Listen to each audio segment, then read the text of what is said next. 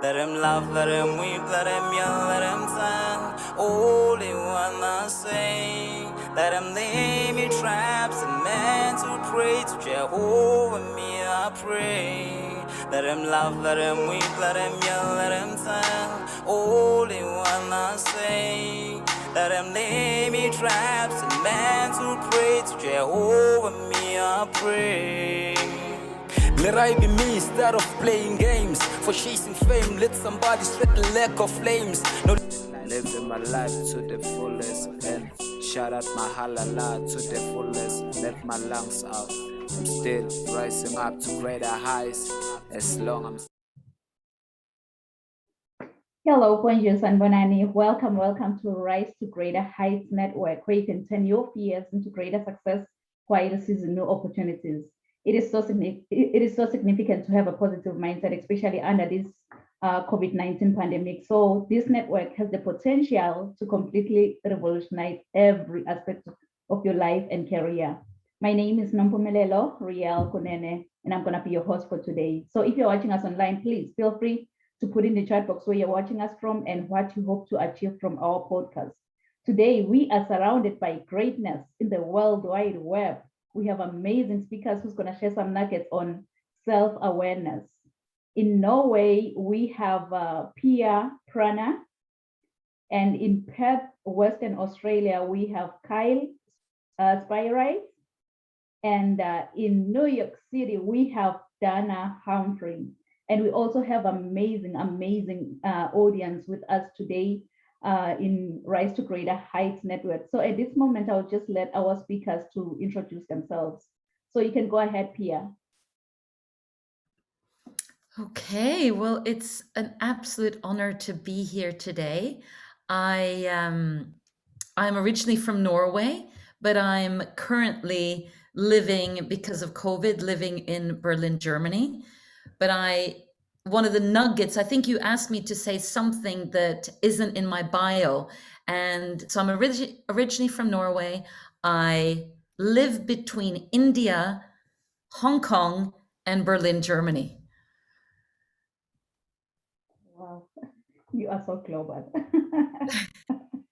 Wow, it's so good to have you, Pia.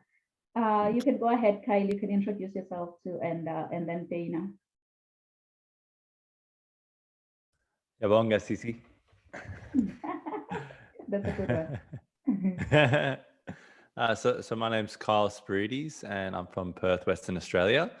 And yeah, I'm just enjoying Perth in terms of the whole world, how everything's going on. Perth's been pretty quiet and pretty distant. I think we're the most isolated city in the world. And I guess a little bit for me that's not in my my bio is that I currently have a machine that's beating my heart, every beat of my heart. So kind of focuses me and stabilizes me to, make the right decisions in every moment of my life. That's amazing. Go ahead, Dana. Hello, good morning. I'm Dana Humphrey and I'm coming to you from New York City. I live on the beach on a very special peninsula called Rockaway Beach with my two cats. And I'm originally from Calgary, Alberta, and I grew up in London, England, and spent a lot of time in California. And I've also lived in Morocco, Vancouver, and Istanbul. I'm very excited to be here today. Wow. Today we really have like the real global speakers. I mean, like you've been everywhere, Dana, and Pia has been everywhere. Kyle was born in South Africa, and now he lives in Australia, like global speakers. So thank you, amazing speakers. Pia, I have a question for you. If you happen to have your own billboard, I don't know where your billboard will be because you've mentioned India, you've mentioned Hong Kong, you've mentioned Norway, Germany, like I don't know where your billboard can be, but if you happen to have your own billboard, what will it say? It would say, be yourself, everyone else is taken. Oh my goodness. Wow, I love that. I love that. How about you, Kyle? For me, it would be something that my grandfather, who's on the visuals over my shoulder said to me one day when the sun was coming in the side of hitting the side of his face, and it was a warm summer's day, and he said to me, "Decide your destiny." And for me, I was 18 at the time, and I said, "What? What do you mean?" I didn't really understand. He said, "Decide your destiny." So what are you saying, Clive? He said, "Make sure in your life, whatever you do, that you decide your destiny." Wow, wow, I love that. How about you, Dana?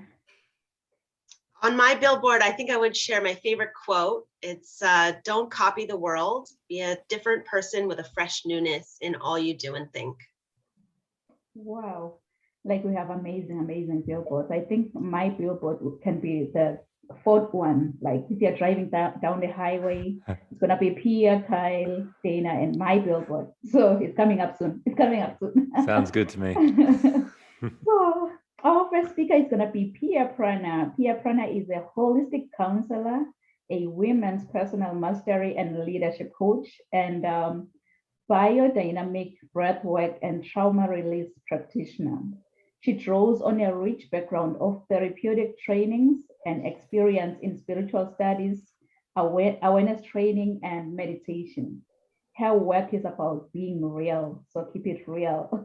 So every step becomes about coming closer to realizing and standing in your own truth and share it in love, courage, and dignity. She is also a learning love teacher, work which brings awareness and acceptance to the wounds carried from childhood that affect our adult lives and relationships. She injects passion and purpose into women who have had enough of pleasing and want to step into and claim their rightful place in their world. So, kings and queens, please join me and welcome Pia Prana. Thank you so much, and also just such a pleasure to be a group of us today, 4 people in the conversation. So thank you for that wonderful introduction. Today we're focusing on self-awareness, and of course there's so many different ways that we can create awareness in our life. And what I'd like to share a little bit of light on is around the piece of how our childhood impacts the way that we live our life as adults, and how some of the strategies that we created when we were young, when we were little kids, because we didn't have the sovereignty to decide for ourselves. But some of those strategies that we created often are self-preservation mechanisms that many of us, we don't realize that many of the ways that we function in our adult life is informed by some of the challenge that we had as children. And many of those strategies are no longer needed in our adult life. And having checked out Dana's website a little bit, I know that she's sitting there doing this because I know that we're speaking some of the same language here. But so I'd like to take you through a little bit of a model around how we formed some of these strategies when we were younger, and perhaps shed some light about what are some things that we can start doing to shed some of these layers that no longer serve us. So if you can imagine a circle that has 3 layers, at the center of the circle, the smallest circle, is what we call our essence. So when we are born, and I know that Rael, you have children, but we all know children in one shape or form. We've seen children, and we are born perfect. We are born full of aliveness and energy and perfection, really. It's our essence. And then the next layer is the layer of the wounded vulnerability. And this is where things like shame lives, or our anxiety, our sadness or grief, or where our mistrust lives. And that basically what this layer is throughout when we grow up, we experience pain in a way, often because it could be the fact that we are not recognized for who we are. We are not mirrored back the fact that it's okay to be who we are. And this is not a dig at parents or family of origin. It's not a dig, because I'm perfectly aware that parents, they do their best. But in the process of, let's say we have dysfunction in the family, it could be anything from addiction to perhaps families breaking up. And when there's dysfunction, little kids who are so sensitive, of course, this is very painful for the children. And often we internalize what happens in the family, even if it's not our job. We often take on roles that we think that we might be able to help the dysfunction in the family. And so those roles could be anything from, you want to be the hero, you want to be that person, you get the straight A's, you are the top sportsman in your school, or it could be that you're a bit more of a mascot, you're a bit of the clown, so that you take any of the attention away from the challenges in the family, and you bring that attention to humor. And the role that I took on, and there's a few roles, but the role that I took on was being a pleaser or a good girl. And why I particularly did that was because I thought, if I can just do all the right things and be so good, then things in the family will be calm, and mom and dad will be happier. And so all these roles, these are the mechanisms that we develop as children. But then when we grow up into adults and we still think that those roles are useful in our adult lives, and actually they are not. We don't need the sort of self-preservation mechanisms anymore, because as children, that's what we needed. We literally needed some of those mechanisms in order to stay alive. It sounds a little bit dramatic, and I didn't mean it to sound that dramatic. So what I'd like to, just in this very short time that I get to speak, but what I'd like to then look at in the case of self-awareness is, as for all of us adults, is to start getting curious. Get curious about what's serving me and what isn't. So in my world, I call myself a recovering good girl, but looking at the strategies of always pleasing or always putting myself last, how are they serving me? Are they serving me? And start getting curious about the way that some of the things that you are doing in your life that might be causing you distress. It might be quite a soft distress. It doesn't have to be a big drama, but it might just be that this is not working in my life. So start getting curious to see, well, if it's not working, is this something that I might be able to say, you know what, I no longer need to be this pleaser, or I no longer need to be the hero who's always like, for example, in the workplace, I'm the hero and I have to show off and always be better than everybody else. All these roles can often create quite a lot of stress. And so the invitation is to start getting curious about what is working and what is no longer working now that I'm an adult.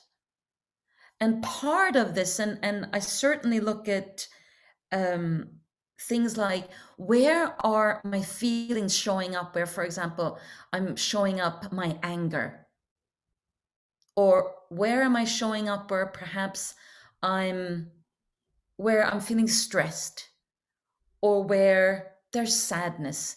And these feelings are usually point us in a direction that something isn't quite right. And part of this is also to involve the body. And it's not so much time, there's so many things to say, but so imagine if most of us, including in our education, we're taught to stay in the head. We learn to figure things out in our mind. And what I'm also here to say is, often the mind is a big fat liar.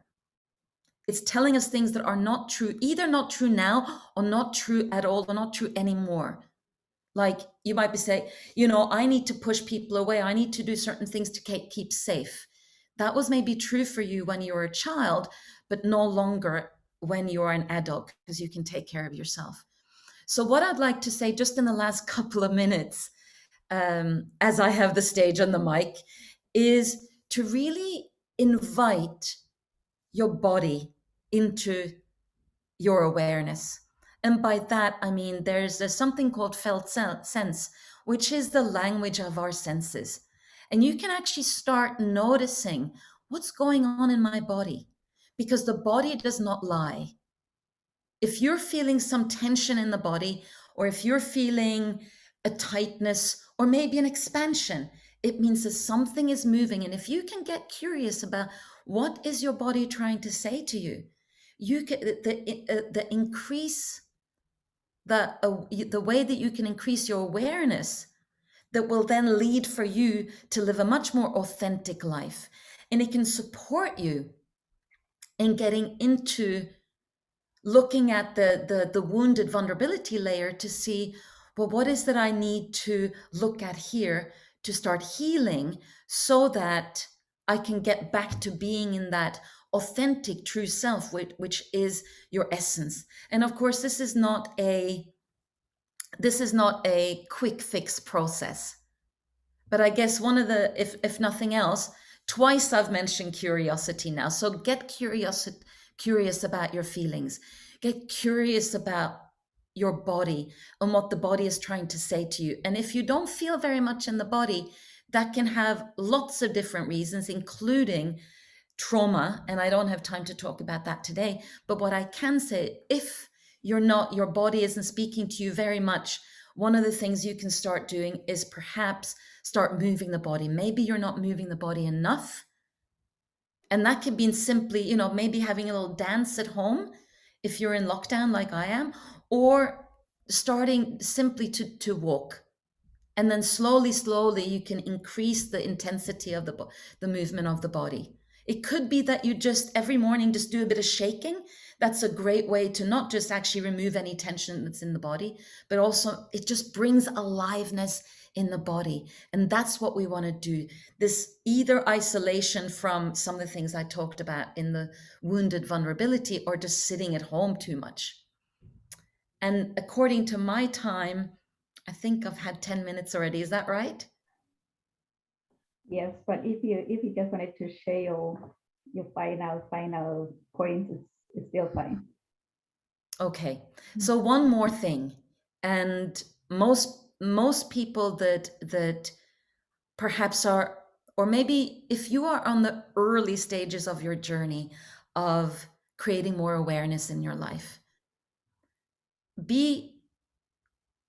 a lot of people are not particularly comfortable with their emotions, with their emotional life.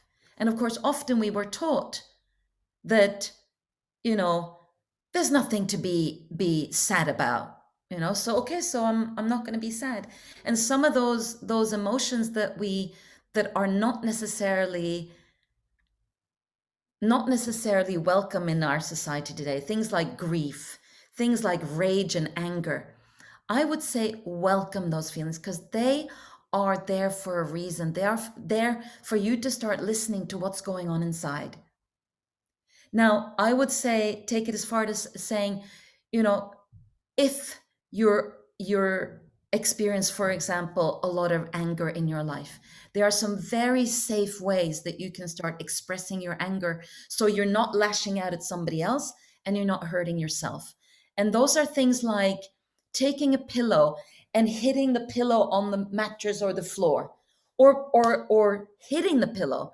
This is another way to start moving the energy in the body. And especially if you're sitting on a lot of anger, you can start expressing that in a safe way where you're not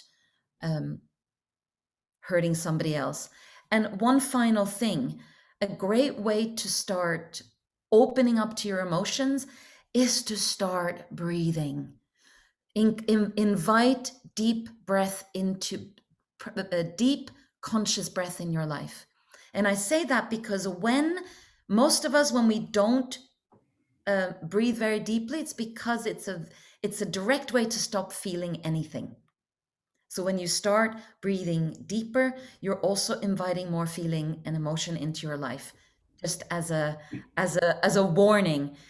But really, what I'm here to say is that invite aliveness into your life. Most people, they're just kind of going through automatic in their life, and what we're born here with so much aliveness and energy, and that's really what I'm here to say, is that the curiosity, the inviting the feelings in, so that you can start creating more awareness, so that it would lead to more authenticity in who you are right now and not what you're carrying from your past. And now I've really taken up more time than, thank you for giving me those extra minutes. Thank you. Wow, Pia, thank you so much for sharing such a timely message. You've mentioned that we should invite aliveness in our lives. You know, I think maybe we'll have to have another podcast on anger management, the way you were just explaining how you can do the pillow fight, like deal with the pillow instead of like lashing all of your anger to someone else. I think we will need you for, for another podcast. Otherwise, thank you so much, Pia, for sharing such a timely needed message. Thank you. So our next speaker is going to be Kyle Spyrite. Kyle is an actor, motivational speaker, influencer, and a photographer. Having worked many years as a photographer, he has strengthened his personable qualities to benefit all social environments. Kyle's ambition is to move people with his photography by creating photographs that will draw you in and pique your interest as you peel back the layers behind that moment in time. Visual presentation has the ability to change moods, evoke emotion, and call for action like nothing else. So, kings and queens, please join me and welcome Kyle Spyrite. Thank you. Thank you very much. I think just to take on from Pia, so we've got a bit of continuity. My grandmother actually would use this doll, and she called it the Dreadit doll. And basically she'd give it to kids, us kids, when we were upset or we were trying to get out some frustration or maybe we're feeling angry. And we would use that Dreadit doll and we'd whack it against something. So I can definitely understand the pillow, theory. So I remember going and you'd hit it and you go, Dreadit. So there we go. So releasing some emotions there. So self-awareness. So for me, my big teachers, were my grandparents. I was kicked out of home pretty early on when I was about 14, and I had nowhere to go. And the only place I had to go were my Australian grandparents, which I wasn't related to at all. And I rocked up to their house in the middle of the night and knocked on their door, and they came down in their lovely robes and let me in. And I think those two souls were incredibly important in my journey. And I was lucky to have amazing mentors. And my grandfather, particularly, the one over my shoulder, he would express that observer sort of way about him. He was an architect, so you'd see him at the back of a party, and he would look at everyone, and he'd kind of observe everything and just have self-awareness. And then he'd also observe himself. I realized later on in life that he really observed himself, and he observed his words closely. Spoke with those finite words that really mattered. And so for me, that self-awareness comes from, my experience with my grandfather and my grandmother. And then years later, I was cracked open, and I had to basically and literally look at my heart and heal my heart naturally, and then eventually have surgeries and different sort of things like that. So I think one of the biggest things that I would love to speak on would be being true to your heart. Really being true to your heart. And I think when you communicate, when you show up in the world from your heart center, from your heart base, and when you're making decisions, and you're coming from your heart, I think, you just have all the self-awareness and knowledge that you need to make those decisions. And but to bring into modern times, it's very tough. We've got so many decisions to make. We've got so many different things pulling us every which way. And so we can go through whole days, weeks, months even without any sort of awareness, without any awareness of what we're doing. We're just going along. And I think that's where coming back to your heart center, coming back to your heart and asking yourself those questions, really asking yourself those questions. And it's always the next question, like, why? Why do I want to do this? Well, because, someone said this would be a good idea. And you don't stop there. You keep asking, you go, well, why did someone think it was going to be a good idea? And you keep digging deeper and deeper. I think that's where you can uncover your true passions and your true essence, as Pia put it, your essence, your true essence, your soul and essence of what you want. And the more that you can become aware of that, then the more you can achieve what you want in your life. And I think what I find is that it's about spending time in that, because when you're spending time in your flow and you're flowing with your heart and you're spending time in that awareness of your heartbeat, that awareness of that this magic that you have inside your body, this magic in this moment, then you can just achieve so much. And it's such an easier thing said than done, but it's just bringing your awareness back to that point, because you can just be pulled and twisted and all sorts of stuff. So it's just really bringing yourself back. And for me, I took not a negative, but I took a challenge and put it into a positive. And that's why my heart is so important to me, because it was compromised, and healing my heart was such an important factor in my life. And I think that brought so much attention to that point of my body and my health. So to focus on that and then continue to focus on that for the rest of your life is such an important thing, and it's used in some songs, look into your heart or listen to your heart and those sorts of things, but it's really true. It really, really helps you out. It really helps you out with your decisions. It helps you out with how you're going to show up in the world. It helps you out with your authenticity. It helps you out with being someone, and helps you out with your vulnerability, because if you can be self-aware of who you are and how you're showing up in the world, but also the vulnerability that you're able to express, you're allowing other people to come into your community, you're allowing other people to come into your space, into your environment. And there's just massive amounts of growth there. And it's one of the greatest strengths, vulnerability. So that would be my message.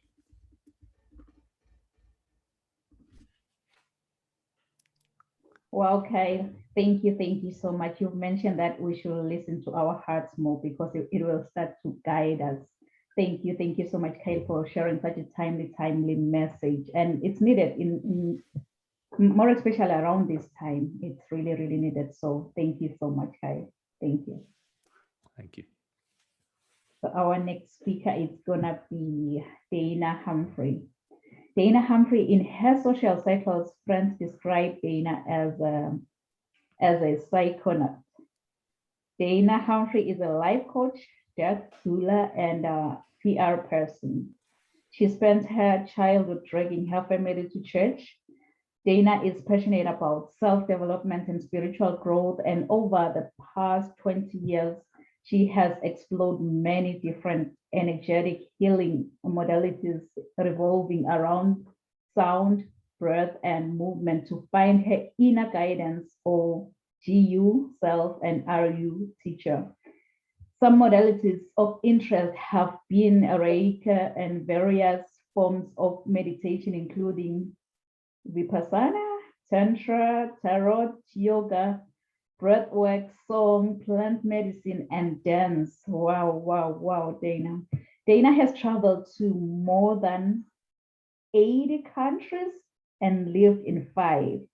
She was born in Calgary and has lived in New York City since 2008. After launching and running a successful PR firm for over 12 years, she decided to pivot and use her life experience to coach women desiring to live a more fulfilling life. So, kings and queens, please join me and welcome Dana Humphrey. Thank you so much. So talking about awareness, I want to kind of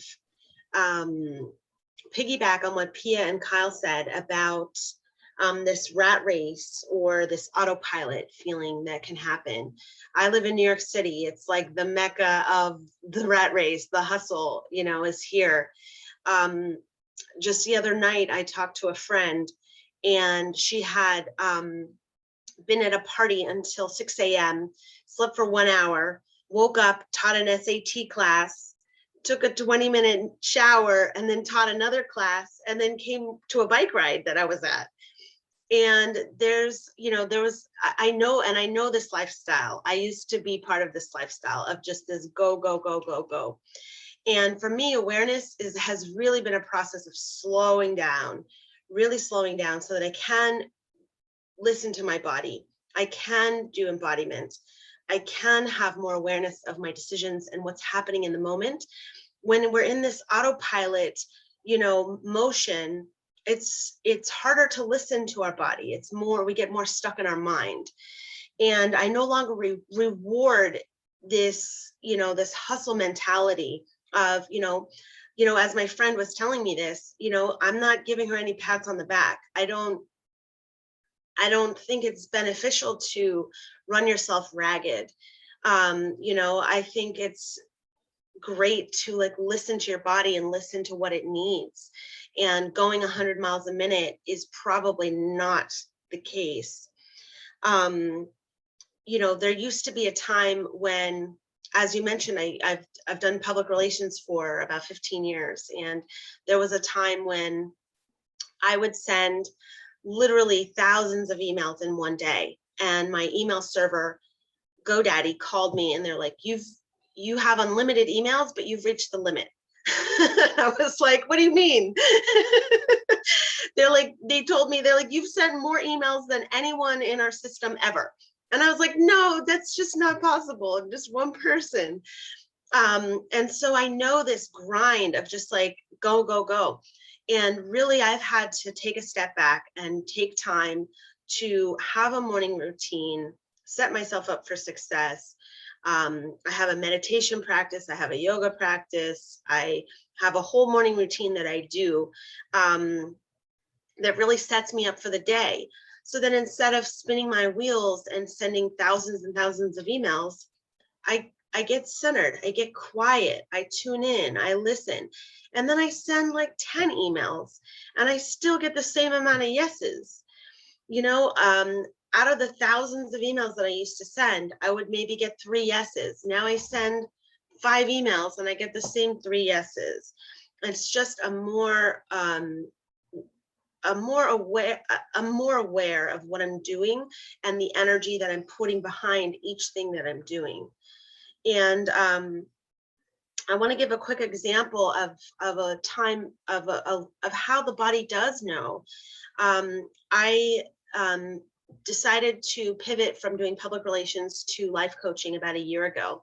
And I was living in Guatemala and I was sitting on my bed. I had my laptop open and I got an email from one of my clients and he was asking me if I could take on public relations for another one of his businesses that was completely not in alignment with anything that I want to be doing. And I almost on autopilot just responded yes. I was sitting there. I was about to reply and say, yes, sure, let's do it. And my roommate walked in and she's like, whoa, what just happened? And literally there was a pain in my side. My side of my body was kicking me. It was telling me the answer. I was reading this email. I was about to just blindly say yes, from my mind. And my body was no, we're not doing this. No. And luckily I was able to be witnessed in that moment and slow down and say, whoa, okay. My roommate's like, what just happened? I'm like, oh yeah, what did just happen? I just got this really painful thing in my side. Oh, maybe I should not say yes to this. This is not in alignment for what I want to be doing. This is not the course I want to take. This is actually setting me backwards. And so, movement is a huge gift that we have. And slowing down and being able to move and listen to our bodies, they know the way. There's a practice that I picked up a few years ago called Latihan. It's an Indonesian practice. It literally means practice. And it's literally just putting on some music and getting really quiet and getting really centered and just moving however your body wants to move. There's no goal, there's no agenda, there's no looking great, there's no choreography. It could be just lifting your baby toe up and down if that's what wants to happen. It could be spinning around in circles. It could be like laying down and gently moving your arms around. It's really like being able to tune into your body, feel what it needs to feel, and have this nice heightened awareness of what's happening for you. So that's been a beautiful practice that I've taken on, and dance is so important in my life. I dance, during these COVID times. It's been interesting. Luckily here in New York, there's a few people who have started arranging outdoor dance parties in the parks. And so you can wear a mask, you can be socially distanced. If you're, craving dance or missing dance in your life, this is something that you can do during this time, safely and outdoors. Depending on what part of the world you're in. Right now in New York, we're getting into spring. So it's starting to be warmer out, so it's a little bit nicer. But, we were out there in December and in January and February when it was 0 degrees and freezing cold and snow on the ground. Because for me, dance is my medicine, and movement is part of my medicine. And it's a way that I'm able to release a lot of emotions and process things. So sometimes if I'm kind of like in my mind dealing with an issue or a problem, or just maybe something that I've been thinking about, sometimes during the dance, it just becomes really clear to me what the solution is. And it's been a very important part of my life. And there were a few weeks ago, I missed dancing in the park for 3 weeks in a row, and really it affected my mental health greatly. So for anyone who's craving movement, you can simply do it at home with a Latihan, or maybe get some friends out to the park and get a speaker and do some dance in community. But I hope that those strategies can help you bring a little bit more awareness and help you slow down, so that you can really feel what's happening in your body and listen to what your body's trying to tell you, because our body does know. Thank you. Wow. Oh my goodness, Dana, thank you so much for sharing such a message. When you mentioned dance, I'm like, does she even know that I am a really terrible dancer? But yeah, in order for us to be aware of what's happening within us, dance is one of the skills that we need. Thank you so much, Dana, for sharing such a timely and much needed message. Thank you. So to our viewers online, today we are so blessed. We have you in this platform with us. So please feel free, if you have any questions to any of the speakers today, you really just post the questions in there. And at this moment, feel free to turn on your camera if you just want to be part of the speakers. So I am going to be the next speaker for today. What I'm going to do, let me just share my bio before I speak.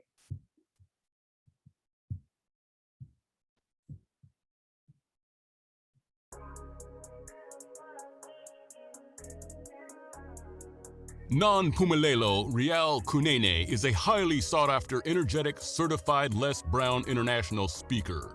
She is the author and host to Rise to Greater Heights, a book and YouTube channel to turn your fears into greater success while seizing new opportunities. Rial is also a coach, mentor, and an MC, well known for encouraging many to rise from mediocrity into greatness. Her vision is not only to motivate, but also to empower audiences with a fresh perspective, inspiration they require to pursue success and drive sustainable outcomes in a seriously funny way. Rial believes that we are in full control of our choices. Her mission is to meet the needs and transform lives of her clients and her audience. Rial's book, Rise to Greater Heights, has inspired and empowered many to pursue their personal and professional passion to become go-getters. Her goal is to study your current situation, identify limiting beliefs, then design a plan of inspired action to empower you to achieve specific outcomes in your life. Rial Kunene wears many hats as a professional certified sales manager, CEO, strategist, certified travel counselor, trainer, esthetician, philanthropist, diplomacy protocol officer, international human rights analyst, and a commissioner for OAS. Following her dreams gave her purpose to see her goals through and understand that she does have everything she needs to reach her full potential. Her everyday message is that your journey to be a better person starts with you. So knowing who you are to your core will make you understand that you are the only one who can accomplish your dreams. Hebrews 11, Psalm 27 and 40. Keep her to rise to greater heights. Kings and queens, please join me. Welcome, Rial Kunene!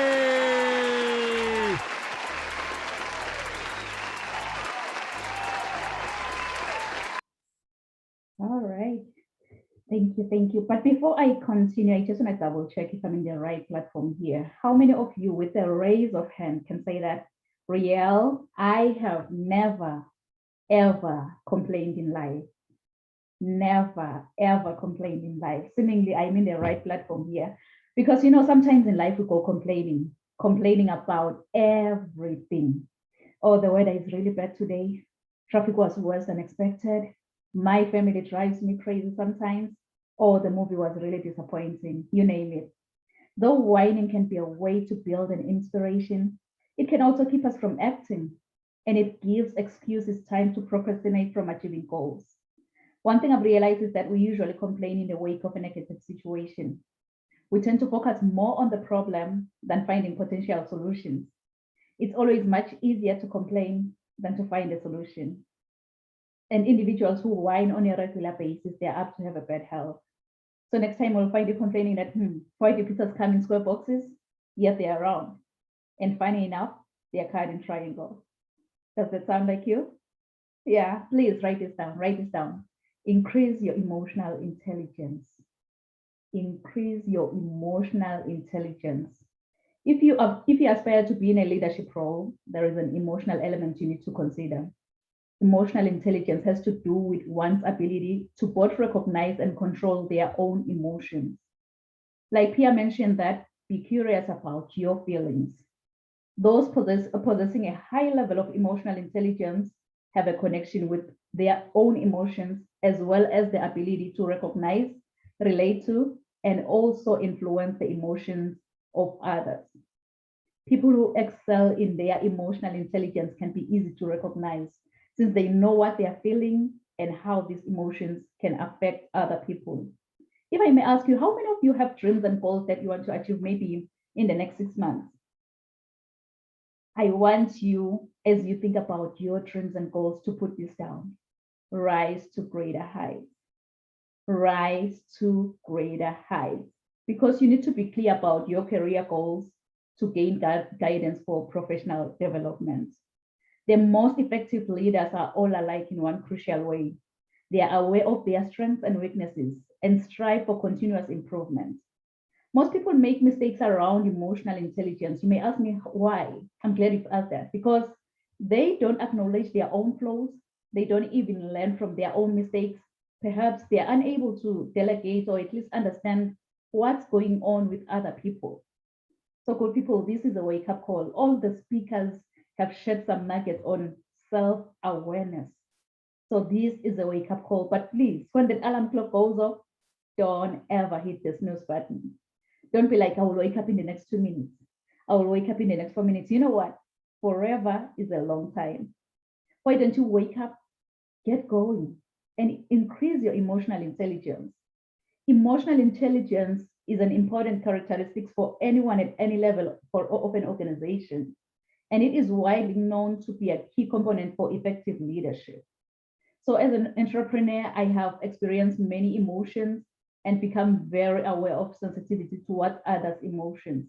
Like my everyday book says that a fool vents all his feelings, but a wise man holds them back. A fool vents all his feelings, but a wise man holds them back.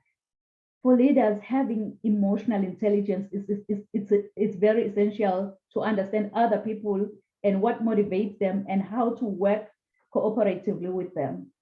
Good people, you really don't have to see the whole staircase, but you'll have to take the first step to get to the top. As my mentor always say, that you don't have to be great to get started, but you have to get started to become great in life. So get started and increase your emotional intelligence. Please write this down, write this down. Self-regulation. Self-regulation. Being self-aware when you are in a leadership position means that you understand how you feel and what your strengths and limits are, at the same time behaving with humility. Emotional intelligence breeds self-regulation. Self-regulation that prevents you from the moments that you wish you could take back. Like Kyle mentioned, that listen to your heart. Listen to your heart. And this involves controlling our disruptive emotions. When you take on a leadership role, you can no longer afford to panic when things get really, really stressful. It calls for you to keep control of your emotions and how they affect others, as well as stay committed to personal accountability. It's so funny how my mom and dad gave me this beautiful, beautiful name, Nompumelelo. And I know many people, they have a challenge saying my first name, Nompumelelo. Nompumelelo, in my own language, it means mother of all success. So you can really, really see that I am really, really challenged to chase after success and control my own emotions. Please write this down, write this down. Relationship management. Relationship management. In relationship management, empathy is what allows you to put yourself in other people's shoes and being able to recognize the feelings and viewpoints of others without judgment. It was Trent Shelton who once said, "We are all a little bit broken, but last time I checked, all broken crayons still color the same." And honestly, this message stirred something within me.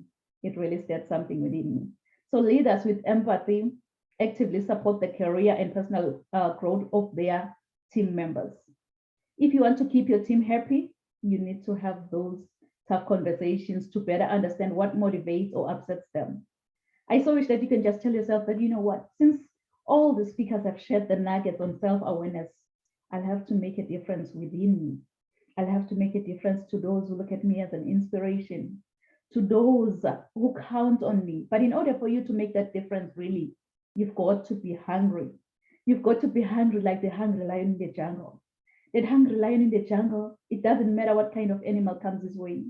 It doesn't matter if you had a giant elephant by the jungle or that small squirrel by the jungle. All that hungry lion sees in front of his face is lunch. Lunch to that lion. And it's so funny, even with elephants, when they see a lion, they run. It's all about the mindset. Once you believe, you become.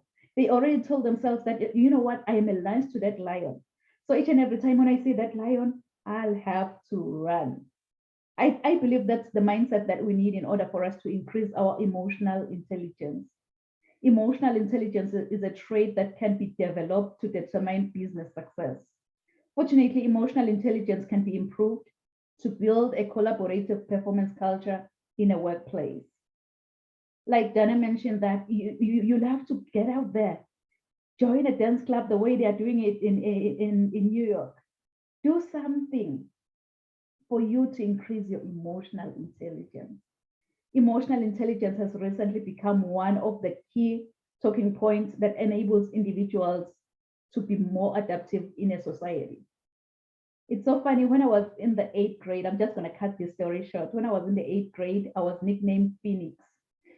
I was nicknamed Phoenix after writing a composition using the idiomatic expression that says, "I rose from the ashes like a phoenix bird," meaning I became successful again.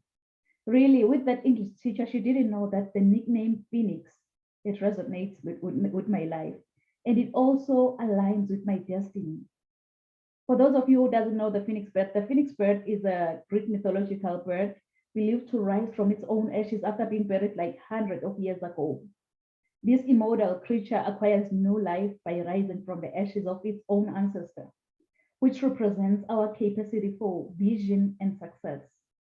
So I want to encourage you as you're watching and listening to this, that when your world comes crashing down, wear your scars to show how a phoenix feels like to die from inside, and trust in your own capability to rise from your own ashes. Since the phoenix has to die first, burn, experience pain before resurrection from its own ashes. Please write this down, write this down. Resilience to greatness. Resilience to greatness. If I can be honest with you, I don't know what goals you've set for your future, but here is one thing I know about you. You are destined for greatness. Inside of you, God has put seeds of excellence. Those seeds are supposed to grow and flourish. But many people have become crippled by their past encounters, and some have stepped over other people to get to the top. But I believe that God has a better plan for every one of us. Your objective is what you're designed for and the reason why you live today. With God, I believe that we're all destined for greatness as long as we follow his strategy. This is when the growth commences, because discovering your gifts and following God's idea will make you understand that you have everything around you to reach to your full potential. My everyday inspiration, Mr. Les Brown, he once said, if you had to die today, at this very moment, at this hour, what dreams, what ideas, what visions, what goals, what talents, what skills, and what books will die with you? And he also continued that the richest place on this planet is the cemetery, because that's where all the dreams, all the visions, all the goals, all the talents, all the skills have been buried. Honestly, I don't know about you, but with me, listening to this message, it just gave me sleepless nights. And I am really, really proud today to introduce Rise to Greater Heights book before you. Thank you. This book is a comprehensive guide to turn your fears into greater success while seizing new opportunities. It is so significant, good people, to have a positive mindset, more especially in this COVID-19 pandemic. So this book has the potential to completely revolutionize every aspect of your life and career. And you can get this book for a family member or a loved one who just needs that inspiration to face the world with a positive mindset. And by the way, the legend himself, Mr. Les Brown, he wrote the foreword in this book. And I am really, really humbled by that. And you'll be able to explore leadership, empowerment, being purpose-driven, mentorship, coaching, resilience to greatness, emotional intelligence, mental health, and many, many more topics, including spiritual growth. And I also have a free transformation guide. It's available on my website, www.risetogreaterheights.com. You know, growing up, I didn't have much because my father decided to have an early departure from this planet Earth. But I had everything because of my mama's love. And I love you so much, Mom. So I think whosoever said that the sky is the limit was wrong. From today on, I, Nompumelelo Riel Kunene, believe that the sky is our point of view. So let's all rise to greater heights. Thank you. Thank you so, so much.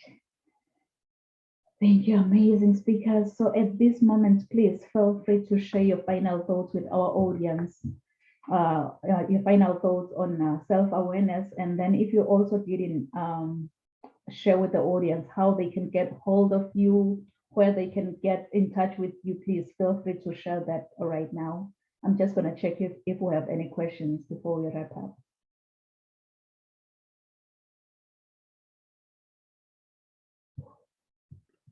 Well, I can start since I started the dialogue today. And on guidance of Uriel, I've put the name of my Facebook group for women next to my name.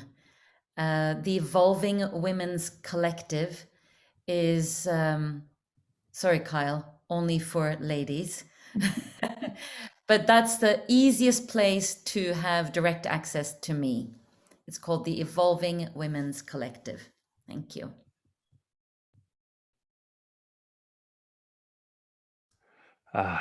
You ladies get up to the best of things, missing out here. So I was just about to write next to my name, Decide Your Destiny. So that's That is the title of my up and coming book, and it's the movement that I've created. So every day I do a Sari Destiny vlog, which is just an inspirational video taken from some of the days, you know, what was happening in the day, or some perspective, or maybe some great inspiration, like from our great speakers today. And yeah, you can follow me on there, and I'd love to try and have some sort of self-awareness or self-realization in each day, because you know, you can get lost in whether it's your goals, whether it's your visions, whether it's life, whatever it is, but you can easily get lost. And I think that video brings me back to center, brings me back to source. So yeah, that's me.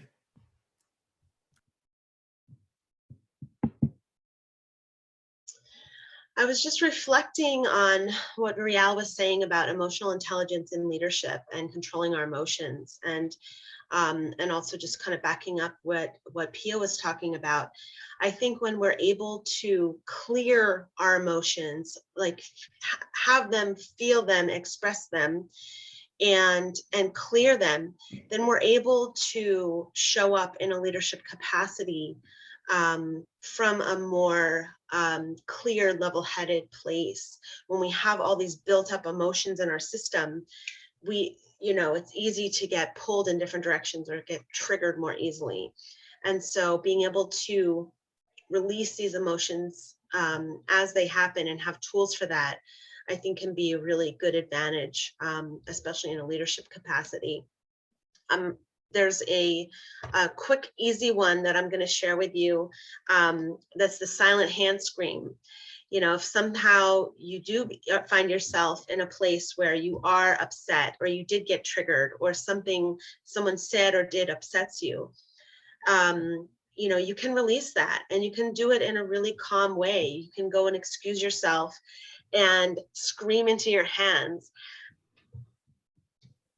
You could go to the bathroom, you can find a private corner and be able to feel and express those emotions, and then come back to the conversation clear and ready to, have a more calm and aware dialogue with that person. So I just wanted to share that with you. I posted in the chat the ways you can connect with me. You can find me at danahumphrey.com or on social media on Facebook, Instagram, or Twitter.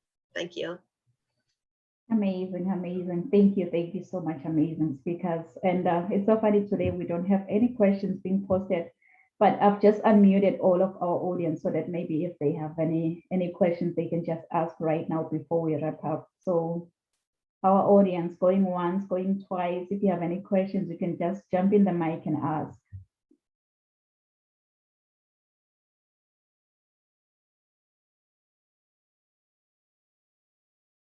And Pia too, I saw that, I think you have a question. You can go ahead if you have that question. Well, I actually wanted to ask Dana about, you mentioned that one of your hats is a death doula. And I think that's like amazing. And I'm curious around self-awareness around that particular ending of your journey in life. And nobody ever put on a tombstone, I wish I worked longer hours in the office, so I'd love to just maybe hear a few thoughts from you, Dana, around what you have learned around being a death doula, because I've never actually met a death doula before. So yeah, really, I think with the death doula work, it helps me to live a better life and be more aware of that. And some people live their lives where they're constantly grieving parts of themselves and letting go of parts of themselves. And some people hold on to it. And once someone, reaches the active dying process, it can happen from anywhere from 2 days to 2 weeks. It literally can be anywhere in between there, where it's actually a medical thing where they're actually in the active process of dying. And people who, have held on to a lot of things, it takes them longer. And so when we think about, giving having a good death. This is something that a lot of cultures talk about, is having a good death. You know, we want it to be easy. We want it to be fast. We want it to be painless. And so being able to grieve the parts of us that no longer are part of us as they happen helps us, so that when we get down to that final hour, we've released everything we needed to release. We've had all the conversations we need to have. We're not carrying resentment. We're not carrying stories or things that are no longer serving us. And so if you're able to get to that place, you know, I believe it actually happens quicker and with more ease. So basically, as a death doula, we're adding ritual back into death, and making sure that the dying person's wishes are met. Sometimes things change. You know, maybe 20 years before they had an idea about what they wanted, and now they've shifted that idea, and we help be their advocate, communicating that to the nurses, to their families. Maybe there's a certain religious tradition in their family that's very strong that they'd like to you know, change from that. So we really are their advocate for setting the tone and the mood in the room. When their family members come to visit, maybe we ask them to sit in a gratitude chair for 5 minutes and take their shoes off and take some deep breaths and maybe release, you know, the traffic and whatever it took them to get there. So they're not bringing that into the room. There's a lot of different ways that we can, you know, help with the space and the environment as people come to visit them. We also talk to them about, you know, when they get down to their last breath, who would they like to be in the room? Who would they not like to be in the room? Maybe they want to have a glitter station and it's like a party in there and people come in and it's an extravaganza. You know, it's like whatever their desires are, we're there to represent that for them. We're not giving any medication or anything like that. Sometimes there can be moments of pain, and we'll walk them through a guided visualization or something to help them with the emotional pain that they might be feeling. But really, it's about being present with them, maybe holding their hands, some physical touch, and helping them feel seen and safe as they transition.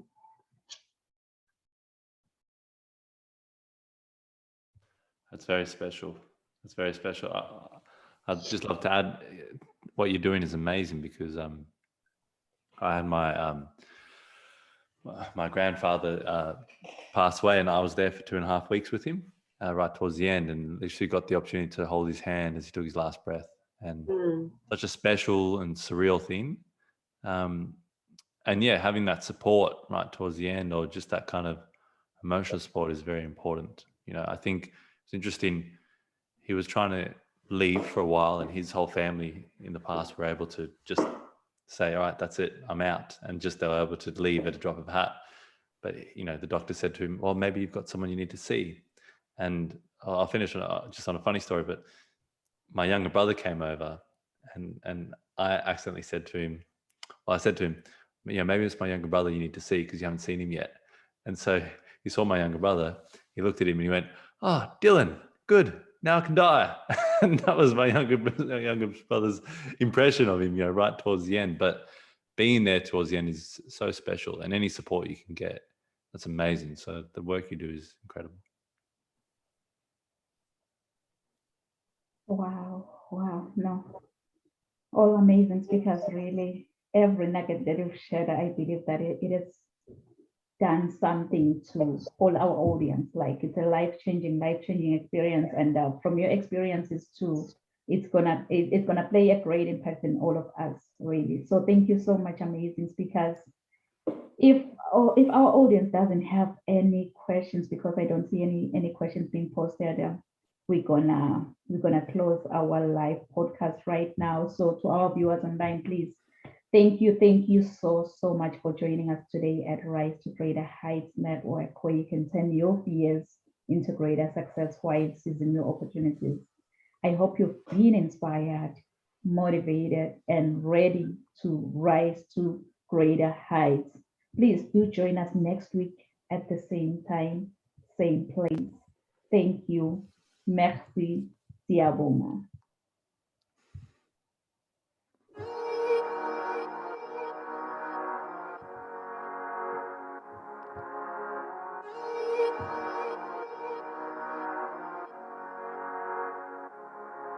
Let him laugh, let him weep, let him yell, let him sing. All they wanna say. Let him lay me traps and men to pray to Jehovah, me I pray. Let him laugh, let him weep, let him yell, let him sing. All they wanna say. Let him lay me traps and men to pray to Jehovah, me I pray. Let I be me instead of playing games. For chasing fame, let somebody spread the lack of flames. No, living my life to the fullest and shout out my halala to the fullest. Let my lungs out. I'm still rising up to greater heights as long as